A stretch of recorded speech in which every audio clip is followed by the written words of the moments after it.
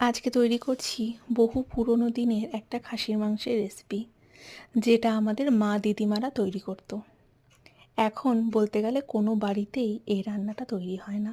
এত নতুন নতুন রেসিপি চলে এসেছে যে এই সব পুরনো রান্না একদম বিলুপ্ত হয়ে যাওয়ার পথে। কিন্তু যতই নতুন রেসিপি আসুক না কেন, এই পুরনো রান্নার কিন্তু স্বাদ দারুণ ছিল।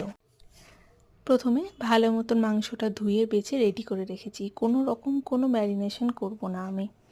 বেশ খানিকটা সর্ষের তেলের মধ্যে সাদা জিরে ফোড়ন দিয়ে 5 থেকে 6টা পেঁয়াজ ভালো মতন ভেজে নিয়েছি। অল্প একটু চিনিও দিয়েছি যাতে রঙটা দুর্দান্ত আসে। পেঁয়াজটা যখন ভালো মতন ভাজা হয়ে গেল, তখন একটা মশলা পেস্ট করে রেখেছিলাম, যেখানে টমেটো, বেশ কিছুটা লঙ্কা, আদা আর রসুন দিয়েছিলাম।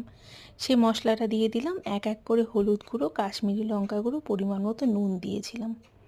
সমস্ত রান্নাটা ঢাকা দিয়ে কম আঁচে ধৈর্য ধরে কিন্তু তৈরি করতে হবে। যখন দেখবে মশলাটার থেকে এরকম ধরনের তেল ছেড়ে দেয়, তখন যে মাংসটা রেখেছিলাম ধুয়ে, সেই মাংসটা দিয়ে বেশ খানিকটা গোটা গোটা বড় ডুমো করে কেটে রাখা আলুও দিয়ে দিতে হবে। আলুটা কিন্তু আমি আগে থেকে ভেজে নিইনি, তোমরা যদি চাও তাহলে ভেজে নিতেই পারো অল্প একটু নুন হলুদ দিয়ে। এবার সমস্ত কিছু দিয়ে বেশ খানিকক্ষণ ঢাকা দিয়ে আবারও কম আঁচে কষাতে হবে।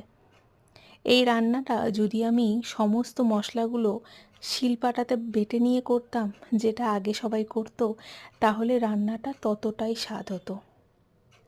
যেহেতু এখন সবার বাড়িতেই মিক্সি, তাই কেউ আর ওই কষ্ট করে শিলপাটাতে বাটে না। বেশ অনেকক্ষণ ধরে কিন্তু কম আঁচে কষাতে হবে, যাতে সাইড থেকে তেলটা ছেড়ে দেয় আর সেই কড়াইয়ের গায়ে লেগে লেগে যায় মাংসটা।